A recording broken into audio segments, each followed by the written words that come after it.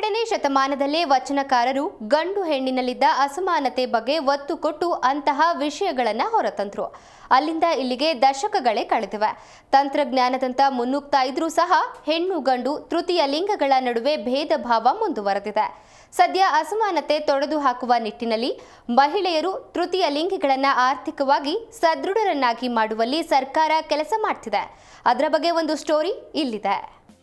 ಮೊಲೆ ಮೂಡಿ ಬಂದಡೆ ಹೆಣ್ಣೆಂಬರು, ಗಡ್ಡ ಮೀಸೆ ಬಂದಡೆ ಗಂಡೆಂಬರು, ನಡುವೆ ಸುಳಿವಾತ್ಮನು ಹೆಣ್ಣು ಅಲ್ಲ ಗಂಡು ಅಲ್ಲ ಕಾಣ ರಾಮನಾಥ ಎಂದು ಜೇಡರ ದಾಸಿಮಯ್ಯ ಹೇಳ್ತಾರೆ. 12ನೇ ಶತಮಾನದಲ್ಲಿ ವಚನಕಾರರು ಹೆಣ್ಣು ಗಂಡಿನಲ್ಲಿದ್ದ ಅಸಮಾನತೆ ಬಗ್ಗೆ ಒತ್ತು ಕೊಟ್ಟು ಅಂತಹ ವಿಷಯಗಳನ್ನ ಹೊರತಂದ್ರು. ಅಲ್ಲಿಂದ ಇಲ್ಲಿಗೆ ದಶಕಗಳೇ ಕಳೆದಿದೆ. ತಂತ್ರಜ್ಞಾನದತ್ತ ಮುನ್ನುಗ್ತಿದ್ರೂ ಸಹ ಹೆಣ್ಣು ಗಂಡು ತೃತೀಯ ಲಿಂಗಗಳ ನಡುವೆ ಭೇದ ಭಾವ ಮುಂದುವರೆದಿದೆ. ಸದ್ಯ ಇಂತಹ ಅಸಮಾನತೆ ತೊಡೆದು ಹಾಕುವ ನಿಟ್ಟಿನಲ್ಲಿ ಸರ್ಕಾರ ಗೃಹಲಕ್ಷ್ಮಿ ಶಕ್ತಿ ಯೋಜನೆ ಈಗ ಅಕ್ಕ ಕೆಫೆ ಎಂಬ ಹೊಸ ಯೋಜನೆ ಆರಂಭಿಸಿದೆ. ಲಿಂಗತ್ವ ಅಲ್ಪಸಂಖ್ಯಾತರನ್ನ ಆರ್ಥಿಕವಾಗಿ ಸದೃಢರನ್ನಾಗಿ ಮಾಡಲು ಅಕ್ಕ ಕೆಫೆ ಎಂಬ ಹೊಸ ಯೋಜನೆ ಆರಂಭಿಸಿದೆ. ಇದರ ನಿರ್ವಹಣೆ ಲಿಂಗತ್ವ ಅಲ್ಪಸಂಖ್ಯಾತರಿಗೆ ಸರ್ಕಾರ ವಹಿಸಿದೆ. ಈಗಾಗಲೇ ದೇವನಹಳ್ಳಿಯಲ್ಲಿ ನಿರ್ಮಿಸಿರುವ ಅಕ್ಕ ಕೆಫೆಗೆ ಒಳ್ಳೆಯ ಸ್ಪಂದನೆ ಸಿಕ್ಕಿದೆ. ಆ ಹಿನ್ನೆಲೆ ಹಾವೇರಿಯಲ್ಲೂ ಅಕ್ಕ ಕೆಫೆ ತೆರೆಯಲಾಗಿದೆ.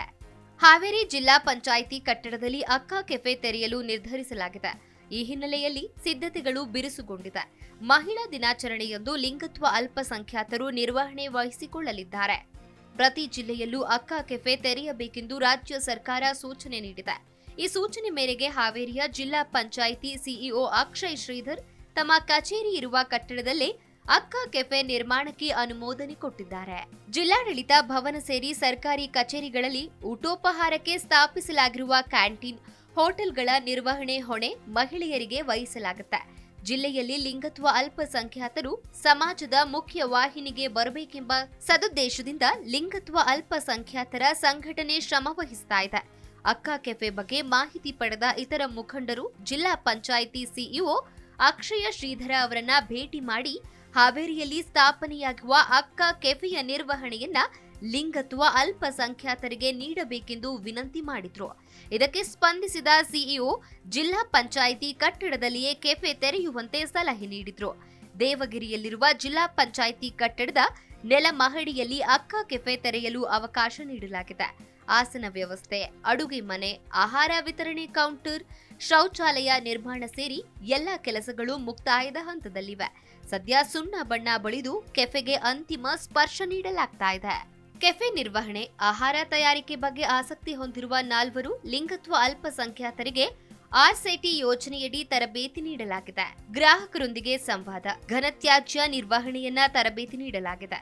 ಕರ್ನಾಟಕ ಕೌಶಲ ಅಭಿವೃದ್ಧಿ, ಉದ್ಯಮಶೀಲತೆ ಮತ್ತು ಜೀವನೋಪಾಯ ಇಲಾಖೆಯ ವತಿಯಿಂದ ರಾಷ್ಟ್ರೀಯ ಜೀವನೋಪಾಯ ಮಿಷನ್ ಅಡಿ ಅಕ್ಕ ಕೆಫೆ ಯೋಜನೆ ಜಾರಿಗೊಳಿಸಲಾಗಿದೆ. ಕಳೆದ ಮಾರ್ಚ್ 8 ಮಹಿಳಾ ದಿನದಂದು ಮೊದಲ ಅಕ್ಕ ಕೆಫೆ ಬೆಂಗಳೂರಿನ ಗಾಂಧಿನಗರದ ಪಂಚಾಯತ್ ರಾಜ್ ಆಯುಕ್ತಾಲಯದಲ್ಲಿ ಉದ್ಘಾಟನೆಗೊಂಡಿತು. ಬಳಿಕ ಬೆಂಗಳೂರಿನ ವಿವಿಧೆಡೆ ಅಕ್ಕ ಕೆಫೆಗಳು ಆರಂಭಗೊಂಡಿವೆ.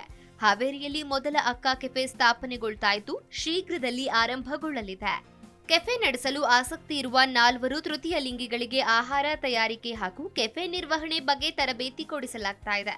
ಗ್ರಾಹಕರೊಂದಿಗೆ ಸಂವಾದ ನಡೆಸುವ ಕಲೆ ಹಾಗೂ ಘನತ್ಯಾಜ್ಯ ನಿರ್ವಹಣೆ ಕುರಿತು ತರಬೇತಿಯಲ್ಲಿ ತಿಳಿಸಲಾಗ್ತಾ ಇದೆ ಎಂದು ಅಕ್ಷಯ್ ಶ್ರೀಧರ್ ಹೇಳಿದ್ರು.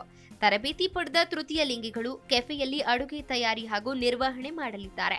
ಮುಂದಿನ ದಿನಗಳಲ್ಲಿ ಆಸಕ್ತಿ ಇರುವವರಿಗೆ ತರಬೇತಿಯನ್ನ ನೀಡಲಾಗುವುದು. ಒಟ್ಟಾರೆಯಾಗಿ ಸರ್ಕಾರದಿಂದಲೇ ನೇರವಾಗಿ ಲಿಂಗತ್ವ ಅಲ್ಪಸಂಖ್ಯಾತರಿಗೆ ಉದ್ಯೋಗ ನೀಡುವುದರಿಂದ ಹಣಕ್ಕಾಗಿ ಅಲ್ಲಲ್ಲಿ ಕೈ ಚಾಚುವ ಪದ್ಧತಿಗೆ ಕಡಿವಾಣ ಬೀಳಲಿದೆ. ಈ ಅಕ್ಕ ಕೆಫೆಗಳ ನಿರ್ವಹಣೆ ಹೇಗಿರಲಿದೆ ಎಂದು ಕಾದು ನೋಡಬೇಕಾಗಿದೆ. ಜಿ ಕನ್ನಡ ನ್ಯೂಸ್ ಈಗ ನಿಮ್ಮ ಮನೆಯಲ್ಲೇ ನೋಡಿ. ಎಲ್ಲ ಕೇಬಲ್ಗಳಲ್ಲಿ ಈಗ ಲಭ್ಯ.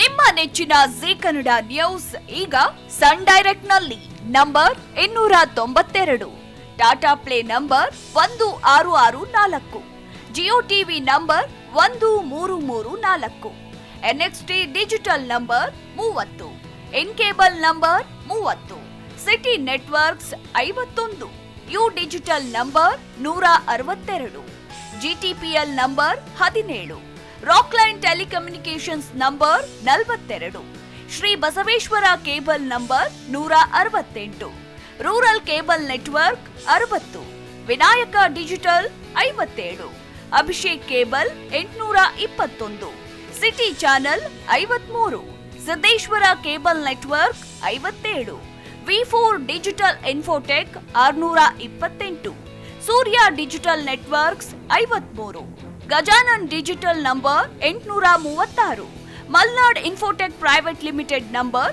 56, Metrocast number 830, victory digital number 167ರಲ್ಲಿ ನೋಡಿ ಆನಂದಿಸಿ.